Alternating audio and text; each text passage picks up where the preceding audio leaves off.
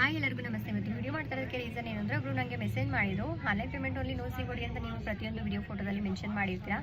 But ನಾವು payment ಮಾಡಿದ್ಮೇಲೆ ನಮಗೆ ಪ್ರಾಡಕ್ಟ್ ರೀಚ್ ಆಗುತ್ತಾ ಇಲ್ವಾ, ನಿಮ್ಮ ಪೇಜ್ ಜೆನ್ಯೂನ್ ಇದೆಯಾ ಅಂತೇಳಿ ಕ್ವಶನ್ ಮಾರ್ಕ್ ಮಾಡಿ ನನಗೆ ಮೆಸೇಜ್ನ ಸೆಂಡ್ ಮಾಡಿದ್ರು. ಅವ್ರಿಗೆ ನಾನು ಏನೂ ರಿಪ್ಲೈ ಮಾಡಲಿಲ್ಲ. ರೀಸನ್ ಅವ್ರಿಗಿಂತ ಮುಂಚೆ ಸಹ ನನಗೆ ಈ ಕ್ವಶನ್ ಒಬ್ಬರಿಂದ ಬಂದಿತ್ತು.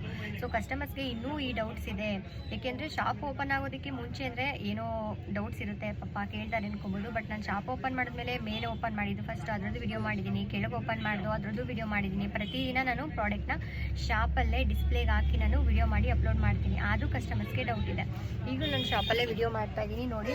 ಒಳಗೆ ಇನ್ನೂ ಪ್ರಾಡಕ್ಟ್ ಇದೆ, ಜ್ಯುವೆಲ್ ಇದಲ್ದಲೇ ನಾನು ವಿಡಿಯೋದಲ್ಲಿ ಅಪ್ಲೋಡ್ ಮಾಡಿದ್ದೆ, ಶಾಪ್ ಓಪನಿಂಗ್ ವಿಡಿಯೋದಲ್ಲಿ ಚೆಕ್ ಮಾಡ್ಕೊಳ್ಳಿ.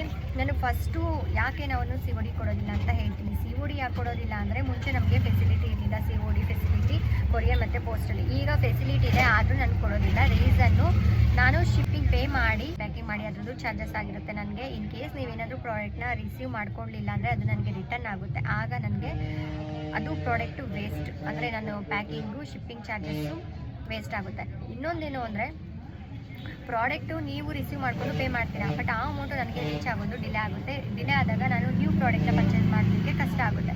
ಹಾಗಾಗಿ ನಾನು ಸಿ ಒ ಡಿ ಕೊಡೋದಿಲ್ಲ. ಅದು ಬಿಟ್ಟರೆ ನಿಮ್ಮ ಅಮೌಂಟ್ನ ತೊಗೊಂಡು ನಾನು ಪ್ರಾಡಕ್ಟ್ನ ಕಳಿಸ್ಕೊಡ್ದಲ್ಲೇ ಮೋಸ ಮಾಡೋದಿಲ್ಲ. ಇಷ್ಟೊಂದೆಲ್ಲ ಪ್ರಾಡಕ್ಟ್ನ ಇಟ್ಕೊಂಡು ನಾನು ಕಳಿಸ್ಕೊಡ್ದಲ್ಲೇ ಏನು ಮಾಡೋದಕ್ಕಾಗುತ್ತೆ.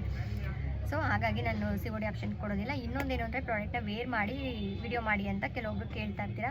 ಸೊ ನಾನು ಯಾಕೆ ವೇರ್ ಮಾಡೋದಿಲ್ಲ ಅಂದರೆ ನನಗೆ ಇಷ್ಟ ಆಗೋದಿಲ್ಲ. ಪ್ರಾಡಕ್ಟ್ನ ವೇರ್ ಮಾಡಿ ಶೋ ಮಾಡೋದು ನನಗೆ ಇಷ್ಟ ಆಗೋದಿಲ್ಲ. ಸೊ ನಾನು ವೇರ್ ಮಾಡಿ ಶೋ ಮಾಡೋದಿಲ್ಲ. ನನ್ನ ಓನ್ ಕಲೆಕ್ಷನ್ಸ್ ಏನಿರುತ್ತೆ, ನಾನು ವೇರ್ ಮಾಡೋಂಥ ಮ್ಯಾಕ್ಸಿಮಮ್ ಕಲೆಕ್ಷನ್ಸು ಸಿರಿ ಫ್ಯಾಷನ್ ಕಲೆಕ್ಷನ್ನೇ ಆಗಿರುತ್ತೆ. ತುಂಬ ಸಲ ಹೇಳಿದ್ದೀನಿ. ಸೊ ಅದ್ರದ್ದು ನಾನು ರಿವ್ಯೂ ಕೊಡ್ತೀನಿ. 2 ಪೀಸ್ ಬೇಕು ಅಂತ ಯಾರೊಬ್ಬರು ಕಸ್ಟಮರ್ ಕೇಳಿದ್ವಿ. ಇದು ಸ್ಟಾಕ್ ಬಂದಿದೆ, ತುಂಬಾ ಚೆನ್ನಾಗಿದೆ. ಬಿಗ್ ಹಾರ ಕಸ್ಟಮರ್ ಕೇಳಿದಾಗ ಸ್ಟಾಕ್ ಔಟ್ ಆಗಿತ್ತು, ಸ್ಟಾಕ್ ಇರಲಿಲ್ಲ. ಈಗ ಸ್ಟಾಕ್ ಬಂದಿದೆ. ಇಯರಿಂಗ್ಸ್ ಈ ಥರ ಬರುತ್ತೆ. ನಾನು ಸಪ್ರೇಟ್ ವಿಡಿಯೋ ಮಾಡ್ತೀನಿ. ಸಿ ಒ ಡಿ ಯಾಕೆ ಕೊಡೋದಿಲ್ಲ, ನಿಮ್ಮ ಪೇಜ್ ಜೆನ್ಯೂನ್ ಇದೆಯಾ, ಈ ಥರ ಕ್ವಶನ್ಸ್ ಮಾಡಬೇಡಿ. ಏಕೆಂದರೆ ನಾನೆಲ್ಲ ಹೇಳಿದ್ದೀನಿ ಯಾಕೆ ಕೊಡೋದಿಲ್ಲ ಅಂತೇಳಿ.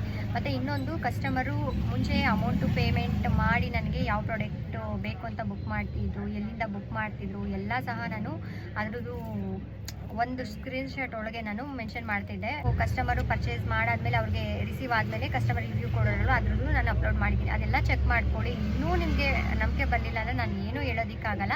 ನಂಬಿಕೆ ಇದ್ದರೆ ಅಮೌಂಟ್ ಪೇ ಮಾಡಿ ನೀವು ಪ್ರಾಡಕ್ಟ್ನ ಪರ್ಚೇಸ್ ಮಾಡ್ಬೋದು. ನಂಬಿಕೆ ಇಲ್ಲಾಂದರೆ ಅದು ನಿಮ್ಮ ಇಷ್ಟ. ಕ್ಯಾಶ್ ಆನ್ ಡೆಲಿವರಿ ಇರೋದಿಲ್ಲ, ಆನ್ಲೈನ್ ಪೇಮೆಂಟ್ ಮಾತ್ರ ಆಗಿರುತ್ತೆ. ಸಾರಿ, ಒಂದು ಮರ್ತೆ, ನಾನು ಶ್ರೀನಿವಾಸ ಕಲ್ಯಾಣ ಹಾರನ ಕೇಳ್ತಾ ಇದ್ದಿ, ಡಿಸ್ಪ್ಲೇಗೆ ಹಾಕಿದ್ದೀನಿ, ಅದನ್ನು ಶೋ ಮಾಡಿಬಿಡ್ತೀನಿ. ನಾನು ವೇರ್ ಮಾಡಿ ಶೋ ಮಾಡೋದಿಲ್ಲ, ದಯವಿಟ್ಟು ಕೇಳಬೇಡಿ.